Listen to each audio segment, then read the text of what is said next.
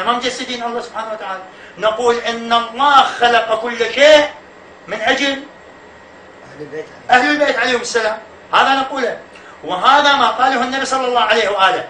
اما هم غالقين ابصارهم واسماعهم هذه مشكلتهم، ما يبحثون بما قال النبي هذه مشكلتهم. نحن متابعون لان النبي وآل النبي، والله خلق كل شيء، حتى خلق اعطى للامام الحسين كل شيء. الامام الحسين يكون محاسب ويحاسب شيعته يوم القيامه من الحسينيين، والامام الحسين ما وصلنا مقداره ولا فضله. كل الخلائق وكل الاكوان خلقت مشان الامام الحسين. عرش الله نعلم في قدم الامام الحسين،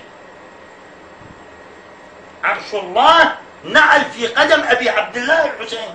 هذا من معطيات الله الى ابي عبد الله الحسين والى اولاده والى شيعته، ونقول ان شاء الله نحن منصورين ونحن منتصرين.